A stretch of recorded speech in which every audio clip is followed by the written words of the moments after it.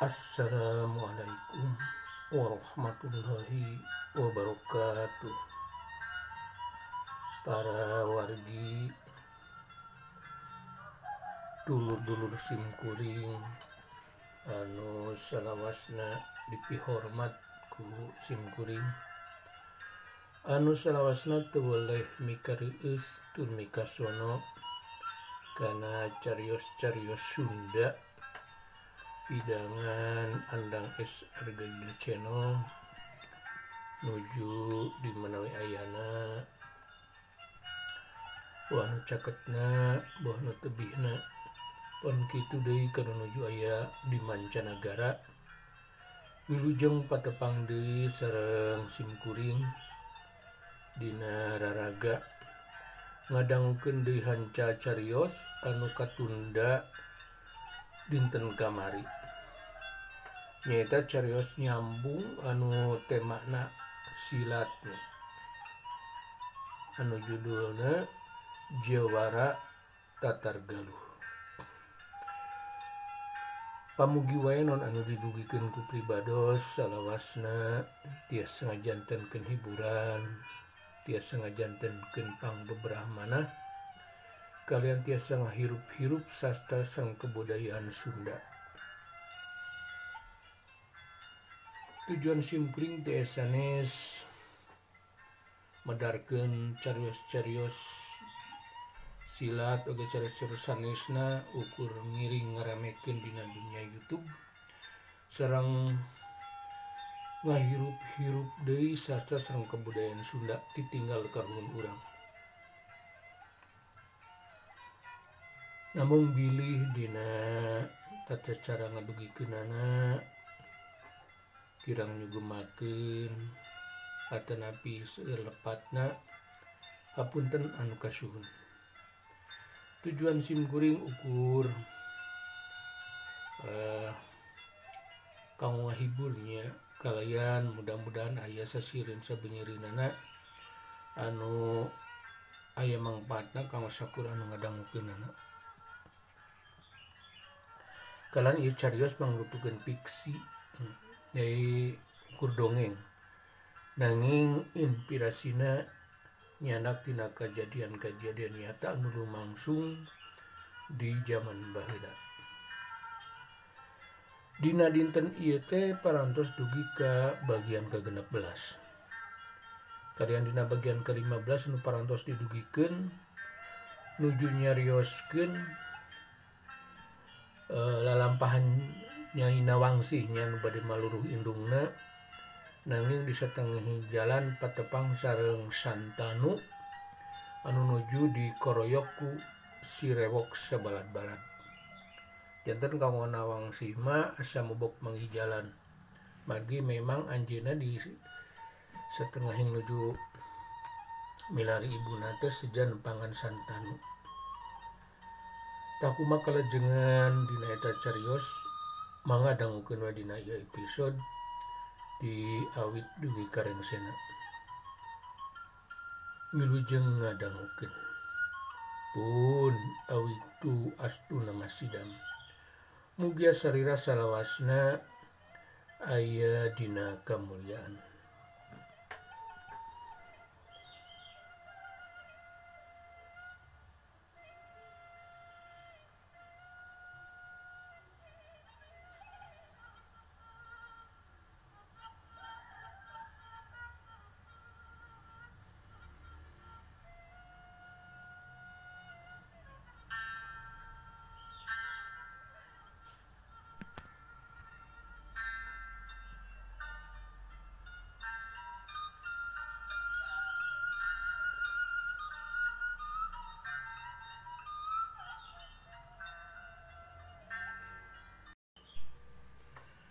Jawara Tatar Galuh bagian ke-16 karyana Andang S. Argaida.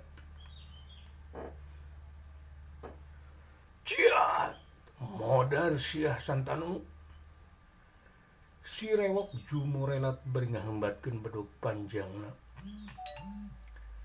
tujuan narek nampol sirah Santanu. Si rewo kahudang deui ka wadina sabab boga tanggehan nyaeta lanceuk sapaguruanana anu geus kakoncara kasaktianana Jewara moyan ti Tataroletan. Hai Santanu barang menang panarajang anu ngababi buta ti Sirewok awakna langsung ngagilek bari narik sukatuhna ka gigir. Plos badog Sirewok ngeplos teu geunakana sasaran. Sabab awak Santanu geus ngageser tina kaihan anu tadi. Ciat! Santanu ngabentak bari najongkeun sukatuhna ka hareup anu rek diarahna palangkakan Sirewok. Kalian teu bisa disingkan ku Sirewok suku katuh Santanu ngajebrod kana palangkakanana. Aduh ieu. Sirewok ngagoak anu kacidak kadua kalina. Awakna langsung ngoyongkod sabab kanjutna kabeunangan ku suku Santanu. Saterusna lumpat ka jauhan pakalangan ngadon gegerung nahan kanyeri. Ciat! Basa Santanu rek nyusul tepus panarajangna ka Sirewok ujug-ujug ayam kumo lebat rek digas beheungna. Oreng lanceukna Sirewok mapag awak Santanu. Sabab lamun teu kitu Sirewok aya dina bahaya.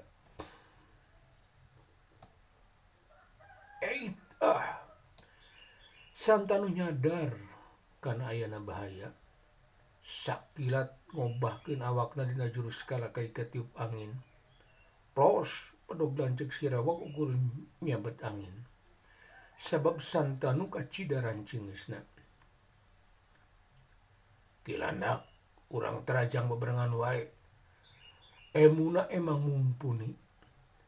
Sirewok ngagrok kalanceuk sapaguruanana anu sing horeng ngaranna teh Kilandak.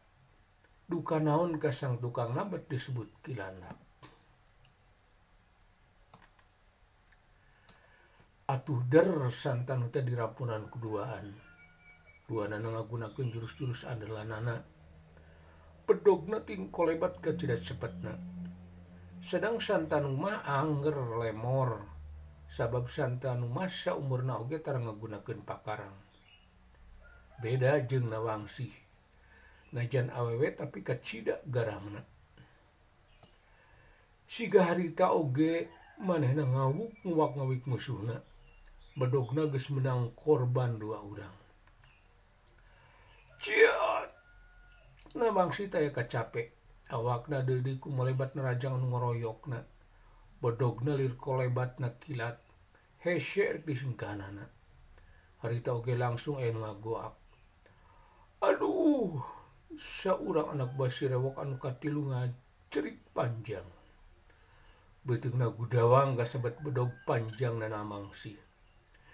Manehna jadi korban kaganasan Nawangsih. Langsung ngudupung teu biseun deui hojah. Urang ajar awewe edan. Ciat! Saurang anak buah Sirewok anu keur ngoroyok Nawangsih leungiteun kasabaranana. Sabab nempo balada geus 3 urang nu numprak teu walakaya. Manehna langsung ngagajeleng bari ngambatkeun bedogna. Tujuanna narek narok sirah Nawangsih. Cia! Tapi Nawangsih boga kabiasaan aneh.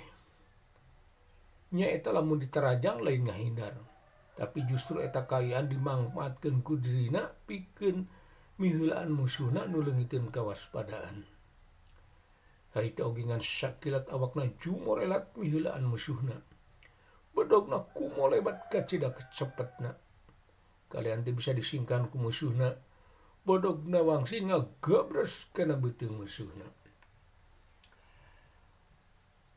Emang Nawangsih teh ngabogaan jurus-jurus anu kacidak cepetna warisan ti Nini Karwati.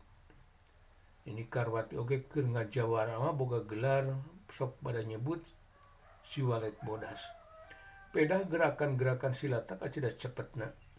Tah ayeuna nurun ka muridna nyaeta ka Nawangsih. Tobat. Anu keur narajang Nawangsih langsung ngoceak. Awakna kedebut ni bandemah. tina beuteungna ngaburial getih beureum laju ngulahek kapiuhan teu budi deui. Eta kajadian kanyahoan ku si Rawok jeung lanceukna. Satadina mah si Rawok rek mantu anak buahna. Tapi waktu awakna rek ngagajeleng ninggalkeun Santanu, ngan sakilat Santanu ngagunakeun tanaga jerona. Leungeun katuhna ngahabok kana hulu angan si Rewok. Kalayan harita keneh si Rewok ngajerit maratan langit. Aduh, ieung. Koleang. Awak si Rewok ngoleab teu boga daya. Langsung ngagedebut nang karak bengkang. Tina sugutna ngabulai getih hirup. Saterusna kokosodan ngajauhan eta tempat. Anak buah si Rewok ting darenjang. Daju pada mencrong ka gegedugna anu keur kokosodanahan kanyeri. Eta kaayaan dimangpaatkeun ku Nawangsi. Sabab Nawangsi beda pisan jeung Santanu. Najan pangawakan awewe tapi kacida galakna. Manehna paling ijideun ka jelema-jelema jarahat. Jadi dina sajeroning tarung tara aya rasa karunya ka musuhna. Sabab jalma jahat mah ceuk pikirna lain hampuraeun. Ciat. Nawangsi cumrelat narajang romoan begal anu keur colohok akibat nempu ka gedugna numpra. Bedugna nyewuk kacida cepatna. Kalian teu bisa disingkahan. Dua musuhna langsung keciak dengek ka sabat bedog panjang Nawangsi. Aduh. Dua urang anak buah si Rewok langsung ngagedebut ti bandema bari baloborot ku getih. Jadi nepi ka harita teh geus genep urang anak buah si Rewok anu numpra ku Nawangsi.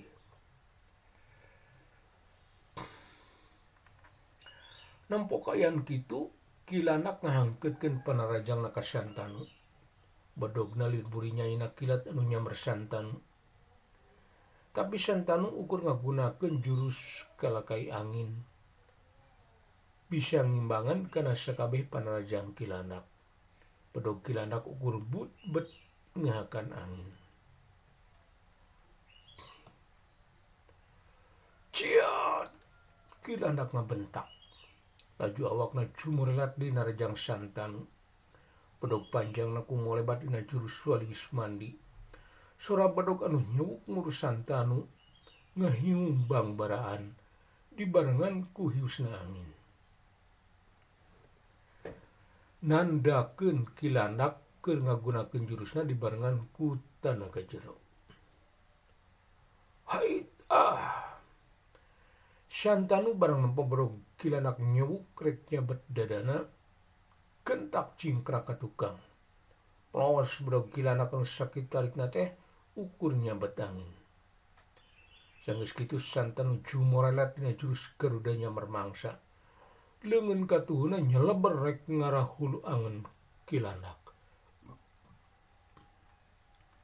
Ait. Kilanak lain diruasinana. Sabab teu kabadeeun di kumanehna lamun Santanu bakal nyieun gerakan sakitu cepetna. Buru-buru Kilanak ngagajeleng ka gigir. Maksudna pikeun miceun panarajang Santanu. Ciat! Santanu ngabentak bari najongkeun suku katuhuna mapag gerakan Kilanak anu loncat ka gigir. Sabab eta geus aya dina itungan Santanu. Santanu tadi teh ngagunakeun jurus tipu siga anu nyarek ngarahul angen Kilanak. Padahal mancing supaya Kilanak obah. Tah waktu keur obah langsung disamar ku Santanu. Suku kahatu Santanu langsung ngajebrod kena iga burung Kilanak.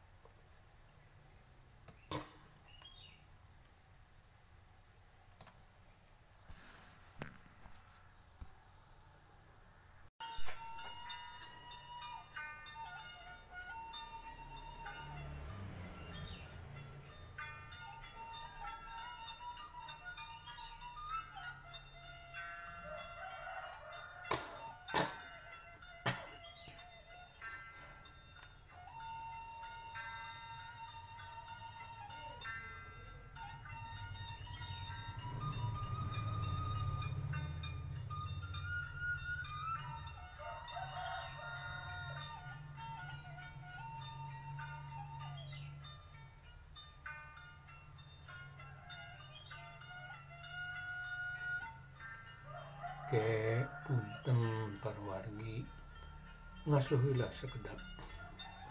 Sakantenan simkuring seja ngiring emutan ke para wargi anu kalarasa nuju ngadangkeun ieu dongeng. Bilih YouTube nanti acan di subscribe, punten di subscribe heula nya. Kalayan tong hilap like-na ogi komentarna. Teu aya sanes supados di mana simkuring medar dilalakon enggal dina kalajengan ieu carios tiasa langsung nembongan dina YouTube para wargi. Hatur nuhun kana pangrojongna, mugia para wargi salawasna aya dina kabagjaan lahir batin. Mangga urang lajengkeun.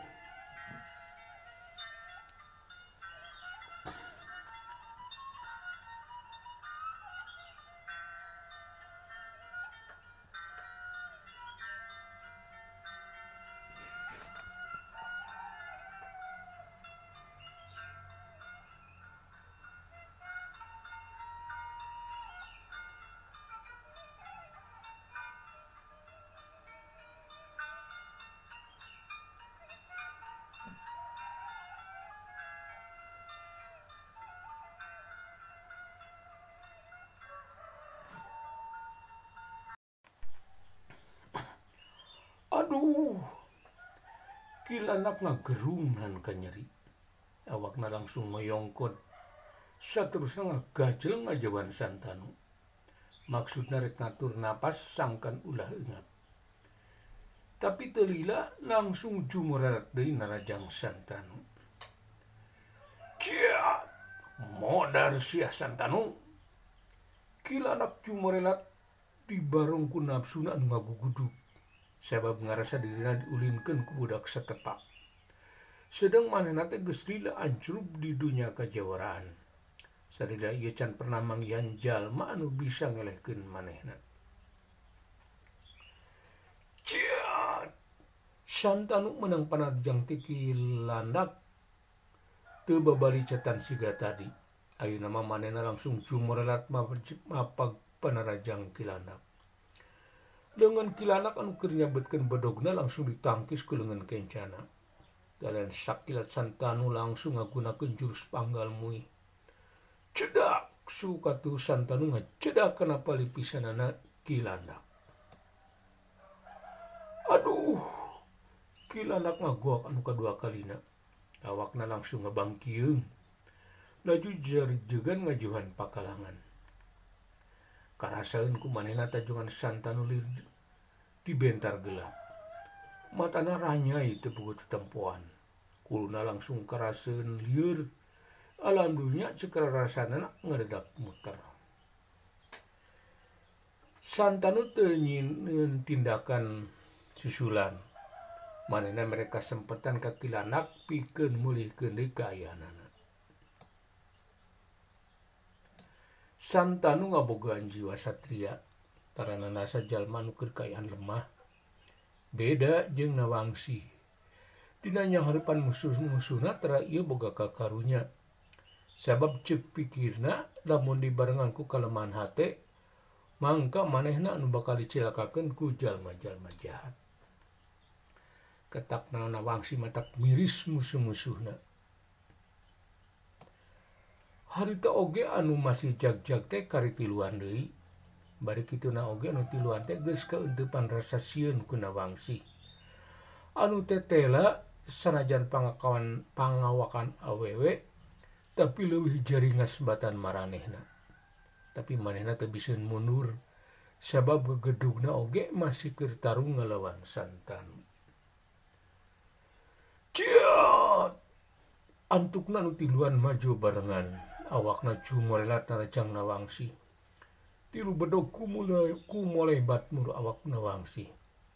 Tiluana bebeakan ngaluarkeun sakabeh kabisana. Ceuk pikirna susuganan ari ku tiluan mah pasti ieu awewe teh bakal bisa dielehkeun ku maranehna. Sabab tadi mah keur lobaan maranehna hese usik sabab babaliut jeung babaturanana. Nawangsi teu galidir. Najan tilu bedog nyuk ngarah ka manehna. Syakilat awakna obah. Bedogna kumolebat kecidas cepetna. Salah sahiji bedog ditadah ku bedogna. Sedang dua bedog sejena disinggahan ku cara ngagilekeun awakna. Saterusna bedogna kumolebat dina sabetan serendang mayang. Beres bedog Nawangsi meunang mangsa. Ngagabres ngabeset tada salah seorang pangoroyokna. Aduh, ieu anu kabeunaan ku bedog Nawangsi langsung kociak dengek. Awakna sasampoyongan, saterusna lumpat ngajauhan pakalangan. Sedang anu duaan deui langsung luncat ka tukang. Saterusna ngareret ka gegedugna anu keur patunggalan jeung Santanu. Anak buahna si rewok anu kariduaan deui leungit kewanina pikeun ngalawan Nawangsi. Sabab sanajan awewe tapi kabisana ngaleuwihan maranehna. Pon kitu deui dina kageranganana lain dalawarakeun. Kabuktian balad-baladna pada numpra teu walakaya. Maranehna langsung kabur ka jero leuweung adu nyumput dina rurungkunan anu tingrung gunuk.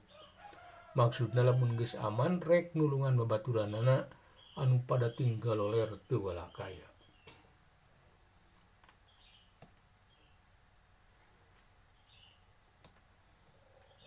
Hei Kilandak, anak buah Andika geus pada teu walakaya. Lamun rek kabur, jung wae kukula moal dihalangan. Santanu mere pilihan ka Kilandak sangkan kabur tidinya bari mawa baladan pada cida. Sebab sifat Santanu mah sanajan jawara teu boleh pinuh ku kanyiah ka sasama. Kurang ajar sia ngahina ka aing. Sia duaan bakal kojoran ku aing. Kilandak krep geuneuh rai pias asa dihina ku Santanu. Manehna kacida amarahna. Sabab ceuk pikir manehna pasti bisa ngelehkeun Santanu jeung Nawangsi.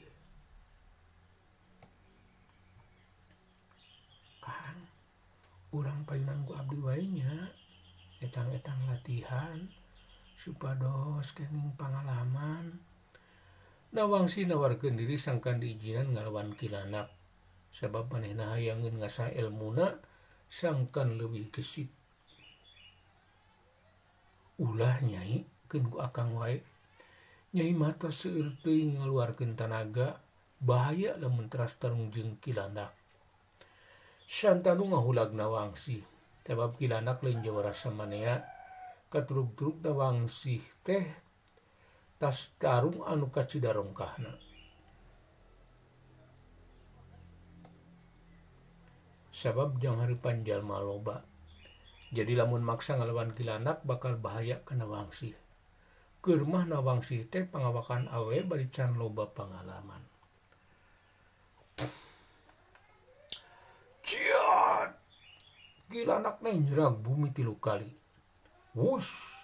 Dadak sakala jadi aya sababaraha Kilandak. Kabeh ngabar bedog panjang. Kang, geuning Kilandak janten seueuran. Nawangsi lain deui ngarenjagna sabab saumur hirupna kakaraeun nempo anu sarupa kitu. Beuteung pupuh wae jalma jadi bisa robah wujud jadi ngalobaan.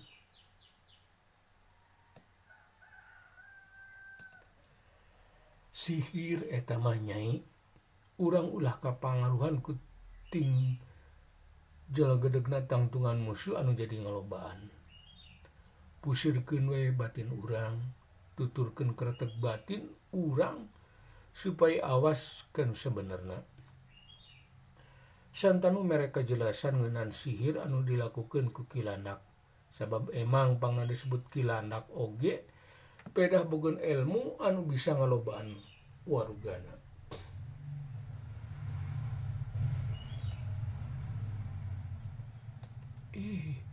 Abdi mah teu acan tiasa ngalawan sihir mah Kang. Nawangsi ngabirig-girig sabab pikeun manehna mah kacida anehna bet aya ilmu anu sarupa kitu. Nyai mah kapengker wae heula. Karda tebih keun nu kieu mah bagian akang. Santanu nitah mundur kana Wangsih sedang manehna langsung sayaga bari musirkeun panca indra.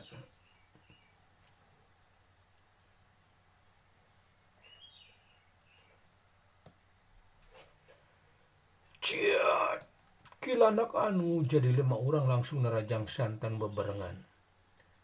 Tapi anu jelas eta kilandak asli nama ukur saurang. Anu opatan mah mangrupakeun jelmaan tina ilmu sihir ukur tetempuan wungkul. Ciat santan oge nurutan yang jerak bumi. Wush ujug-ujug loba batu anu kumalayang di hareupeunana. Kalayangan sakilat santan ngibaskeun dampadeungeunna ka hareup. Pelesat eta batu-batu teh ting selebar muru awak kilandak anu jadi ngalobaan. Hai, salah saurang kilandak anu ngabentak laju luncat ngahindar tina serangan batu. Manehna salamet tina serangan batu. Tapi nu opatan bukbek kabeunangan ku batu anu nyeleber ka maranehna. Tapi anu opatan sanajan kakeunaan batu teu ieuh nyuara. Siga anu teu boga kanyeri.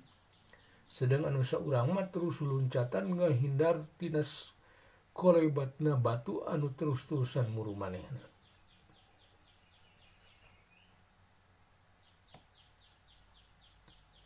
Lah kadal kanyahoan ayeuna mah mana anu aslina.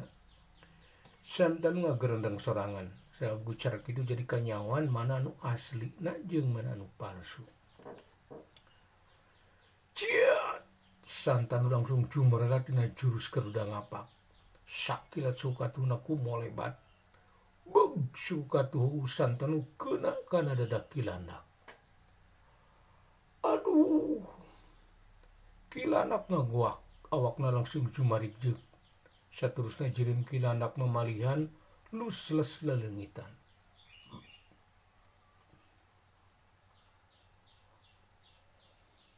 Waruga kilandak balik deui ka asalna. Kalayan manehna langsung humargung, dadana karaseun ku manehna asa ringsek.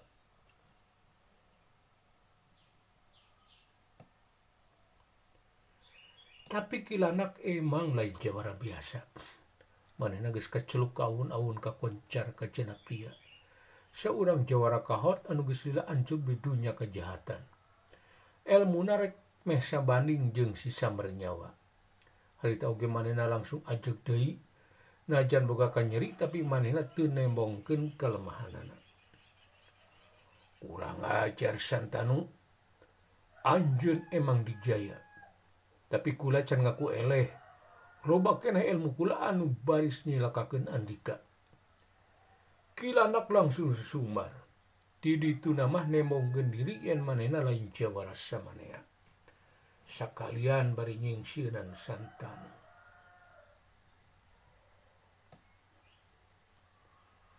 Nya sok gerak ketrukeun sakabeh ilmu Andika ulah aya nu disesakeun.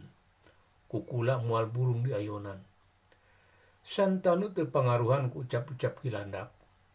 Manehna tetep teu neung-neung taya karinggang. Nepi ka mana wae pangabisa kilandak ku manehna bakal di ayonan. Kitu ceuk anu ayeuna dina pikir Santanu mangsa harita. Ciat kilandakna jerak deui lemah, lajungan sakicep awakna leungit tina panenjona. Tina panenjona Santanu oge nawangsi. Barang dilieukan geus aya di gigireun Santanu. Saterusna ngiles deui, teu sabarila geus ajeg di tukangan Santanu. Elmu anu dikeluarkeun ku kilandak kacida ahengna.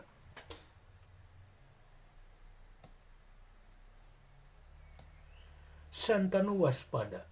Sabab geuning kilandak anu jadi lawana ngabuan ilmu sihir anu kacida ahengna. Bisa pundah pindah tempat dina waktu angan anungan sakicip. Jadi lamun anu jadi lawana lain Santanu mah geus pasti bakal bobor kerahiuan. Tapi Santanu teu gadideur. Manehna geus kasipuk umang pirang ilmu kanuragan. Ciat teu kanyahoan ti mana datangna. Kilandak ujug-ujug kumo lebat nyabetkeun bedog panjangna. Tujuanna rek nampol dadana Santanu anu harita keur culang cileung neangan Kilandak.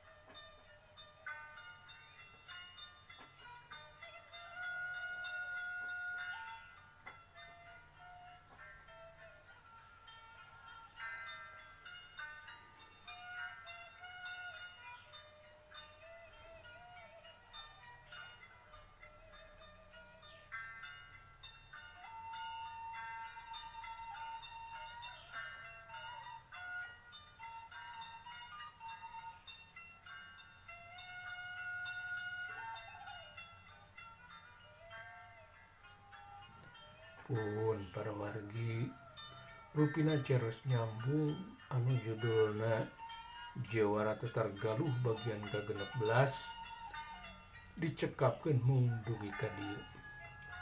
Enjing atanapi pageto manawi urang dipareng umur anu panjang tiasa ditepangkeun deui dina kalajengan ieu carios.